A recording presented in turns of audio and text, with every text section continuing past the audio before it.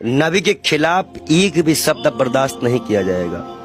हम ऐसे शर्त भी अपना गर्दन कटवा देंगे। अगर हम शिव के लिए कटवाएंगे तो हम नबी के लिए भी कटवाने को तैयार हैं। नबी के इतना ये कैसे आप हो गए? अरे भाई मैं इस्लाम फॉलो करता हूँ, मेरे पास कुरान है और कुरान में नबी का बढ़िया जिक्र है।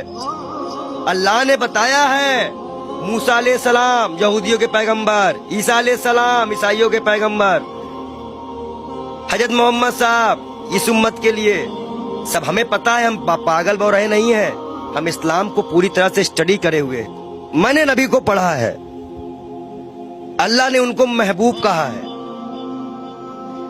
उनका दिल इतना साफ था कि एक बूढ़ी दादी जो है कूड़ा फेंकती थी और डेली उन पर कूड़ा फेंकती थी। एक दिन वो कूड़ा नहीं फेंकी।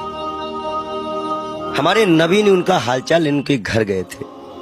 उन्होंने कहा है कि अगर पड़ोसी भूखा है, वहां उन्होंने हिंदू मुसलमान नहीं बताया है कुरान में, आप कहीं भी देख लीजिए, नहीं है।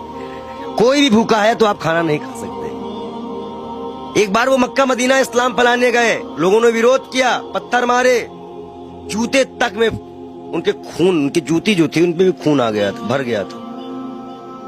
इब्राहिम अलैहिस्सलाम जहन्नम की आग लेके उतरे थे और बोले थे मेरे प्यारे नबी, ये मेरे प्यारे महबूब। वो इसलिए बोले थे कि अल्लाह उनको प्यारे नबी और महबूब करते थे। इस्लाम के लास्ट पैगंबर माने जाते हैं।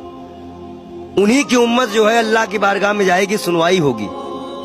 62 से 73 फिरके हैं इस्लाम में, उन्हीं की उम्मत जाएगी, वही बख्शाइश कराएंगे।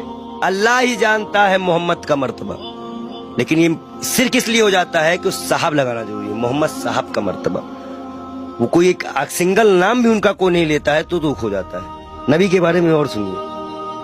वो एक दिन गुजर रहे थे, शराब कोई बहुत इस्लाम में बहुत पुराने से हराम नहीं थी। शराब यहाँ हराम की गई, उनके उम्मत में हराम की गई, उनके सामने हराम की गई, उन्होंने हराम की।